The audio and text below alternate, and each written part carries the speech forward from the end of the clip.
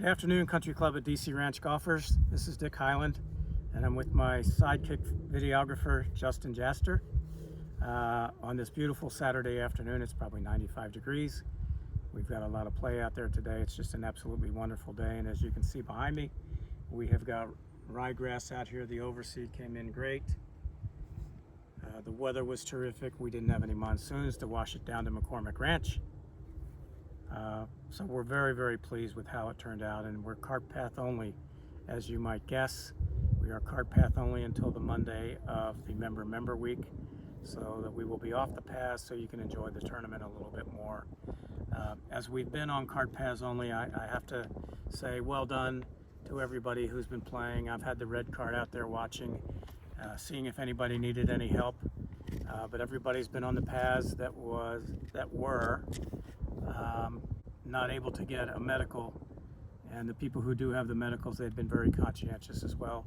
And I should also tell you that our pace of play has been very, very good for having to be on the paths.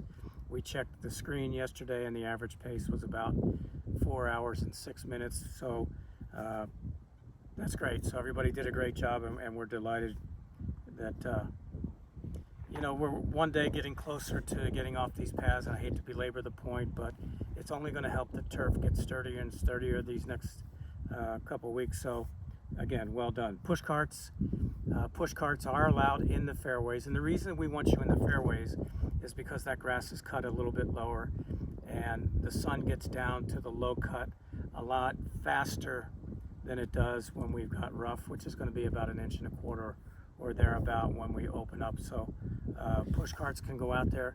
Push carts have simple rules. We don't bring them near the practice areas. We don't take them across tees. We keep them in the fairway, as I said, as much as we can. And when we get near the greens, we make a beeline out toward the cart path. We don't go inside the bunkers if the bunkers are greenside. We don't go on collars, and we certainly don't go on greens, and that goes without saying. So we want you to enjoy walking, but we do have to take care of the golf course as best we can with the push carts. This north tee to my right, it's been a godsend. These last couple of weeks when we've had this south tee closed, we've been averaging about 30 people per day practicing, so that's something we're really proud of and pleased about. And on yesterday we opened up the south end, so the north end is going to close on Monday for a few weeks so that we can get that overseeded as well. As I mentioned, the south tee is ready to go. We're going to ask that you be careful with your practicing, and you practice as you know to do. We hit balls in a straight line. We don't hit one ball here, one ball there, one ball there, one ball there, and you create a hodgepodge of divots everywhere. We need the divots straight so that eventually we can have the grass knit together. So if you can keep that in mind, that'd be great. The 9-hole horseshoe, a couple things came from a seminar I went to with the PGA this past Monday. And so any golf course like our horseshoe, which is over 750 yards, which the horseshoe is, it's at 816 yards. The USGA will give it a slope and course rating as of the first quarter of the year, so that'll be fun.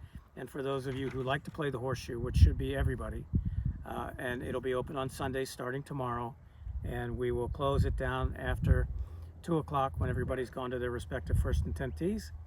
And we'll be playing it at 3 o'clock. If you'd like to reserve a time, you can do so on 4 tees and enjoy the horseshoe, which we think is just a wonderful, wonderful little guy short course.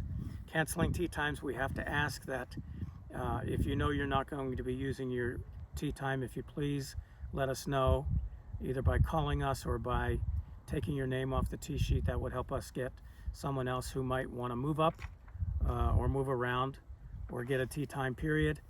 That's very helpful if you can go ahead and cancel those tee times. Divots, we've got green sand, and we're going to have plenty of seed in those bottles.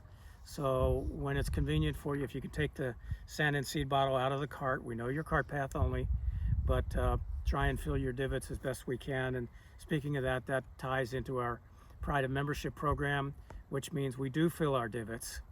We pick up the divot that we've we've misplaced, and go ahead and throw it in the back of the cart so we can keep the course as clean as we can.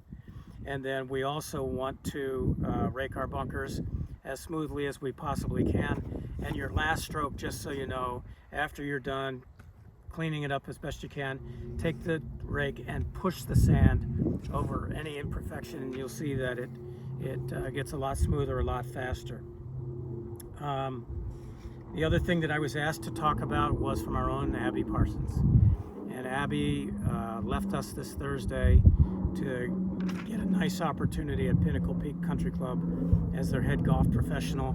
She was hoping to say goodbye to many, many of her friends that she made here, but she also said to let you know that you are welcome to say hello to her anytime you're playing at Pinnacle Peak Country Club. So that's great.